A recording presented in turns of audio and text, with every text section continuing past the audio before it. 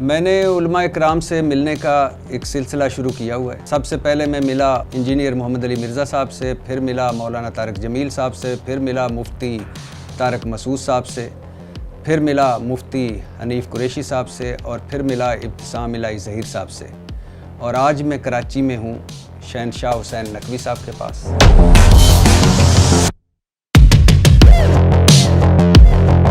شیعہ مسلک یا شیعہ فرقہ کب وجود میں آیا؟ شیعہ مسلک کی بنیاد رسول اللہ صلی اللہ علیہ وآلہ وسلم نے ڈالی کہ جب آپ نے ارشاد فرمایا یا علی انت و شیعتک هم الفائزون۔ ایک تاثر ہے کہ ایران یہاں شیعہ اکابرین اور تنظیموں کو فنڈ کرتا ہے، آپ کو کبھی فنڈنگ ملی ہے؟ جو کچھ آپ کر رہے ہیں اہل بیت اور امام خوش ہوں گے سب دیکھ کر، مثال کے طور پر یہ ماتم، یہ سینہ کوبی، یہ زنجیر زنی، یہ تعزیے، یہ ذوالجناح، یہ جنازے، کوئی کوئلوں پر چل رہا ہے، کوئی خود کو لہو لہان کر رہا ہے۔ ملا یازر الفقیہ، یہ آپ کی بڑی کتاب، اس کتاب میں ہے کہ کالا لباس فرعون کا لباس۔ جی ٹھیک ہے۔ آپ صحیح مسلم، صحیح بخاری، جامعہ ترمذی، سنن ابی داؤد، سنن نسائی، سنن ابن ماجہ، مطلب سیاہ ستہ کو مانتے ہیں؟ بالکل مانتے ہیں۔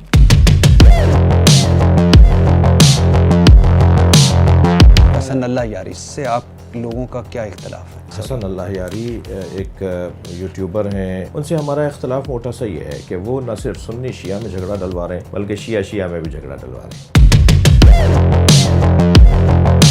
کیا یہ سچ ہے کہ امام مہدی حاضر ہو کر جب آئیں گے، ظاہر ہوں گے، ظہور پذیر ہوں گے، صحابہ کو قبروں سے نکال کر حد لگائیں گے؟ کچھ کتابوں میں چیزیں ہیں کہ امام مہدی جب آئیں گے تو قرآن لے کر آئیں گے۔ قرآن یہی ہے، وہ قرآن لے کر نہیں آئیں گے، وہ تفسیر قرآن لے کر آئیں گے جو مولا علی نے لکھی تھی۔ ابھی جس کو آپ رد کر رہے ہیں یہ آپ کے شیعہ مورخین نے خود لکھا ہوا ہے۔ نہیں، وہ لکھا ہوا ہے مگر وہ سمجھے نہیں بات کو۔ شیعہ مورخین نہیں سمجھے؟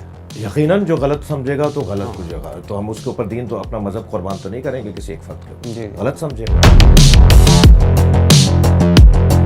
ابو لولو فیروز، یہ امیر المومنین حضرت عمر فاروق رضی اللہ تعالیٰ عنہ کا قاتل، ایران میں علامتی مزار ہے، لوگ آتے ہیں، زیارت کرتے ہیں، دعائیں مانگتے ہیں۔ شیعہ اسے بابا شجاع الدین دین کا بہادر سپوت قرار دیں۔ 2010 میں مسلمان علماء کی عالمی تنظیم نے اپیل کی کہ ابو لولو فیروز کا مزار مسمار کر دیا جائے، مگر ایرانی حکومت نے ماننے سے انکار کر دیا۔ شیعہ علماء نے تو کہا کہ یہ امیر المومنین حضرت علی رضی اللہ تعالیٰ کے شیعوں میں سے تھا۔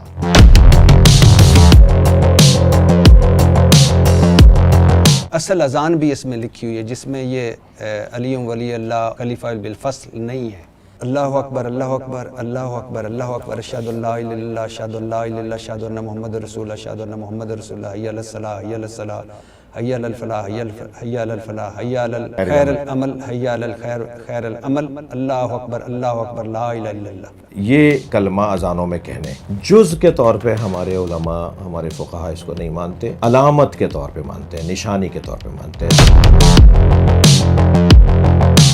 شیعہ عقائد کے مطابق اب مسلمانوں کی رہنمائی کے لیے کوئی کتاب موجود نہیں اور 12ویں امام کا انتظار ہو رہا ہے جو قرآن کے ساتھ غار میں ہے۔ کوئی غار میں نہیں بیٹھے ہوئے، وہ ہمارے درمیان ہو سکتا ہے اس وقت یہاں آئے ہوئے ہوں، ہم پہچان نہیں پا رہے۔ غیبت کا ہمارا مطلب یہ ہے، ظہور کا ہمارا مطلب یہ ہے کہ جب ہم ان کو پہچاننے لگیں گے تو ظہور ہوگا۔ غیبت کا مطلب یہ ہے ہم پہچان نہیں پا رہے۔ وہ ابھی بھی ہو سکتے ہیں، ان کی 1150 سال کی عمر ہے اس وقت۔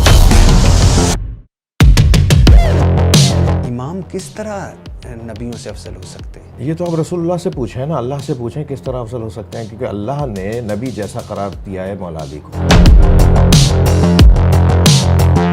قرآن کہتا ہے کہ غیبی امور کا علم صرف اللہ تعالیٰ کو ہے۔ آپ کی کتابیں امام کہتے ہیں کہ اماموں پر آسمان و زمین کی کوئی چیز مخفی نہیں۔ قرآن کہتا ہے کہ انبیاء اپنی ذات کے لیے نفع و نقصان کا اختیار نہیں رکھتے۔ آپ کی کتابیں اور امام کہتے ہیں حضرت علی یا حضرت امام جعفر صادق جہنم کے مالک، جسے چاہیں جنت میں داخل کر دیں، جسے چاہیں جہنم میں۔ قرآن کہتا ہے کہ موت کے وقت اور مقام کا تعین، بارش کے نزول کا علم صرف اللہ تعالیٰ کو۔ آپ کی کتابیں کہیں کہ ان تمام امور کا علم اماموں کو۔ قرآن کہے کہ نبی کو مدینہ میں موجود منافقین کا علم نہ تھا۔ آپ کی کتابیں کہتے ہیں کہ امام شکل دیکھ کر ہی کسی کے منافق یا مومن ہونے کا اندازہ کر لیتا ہے۔ دونوں باتوں میں تضاد نہیں ہے، دونوں باتیں ٹھیک ہیں، اور دونوں ٹھیک ہیں۔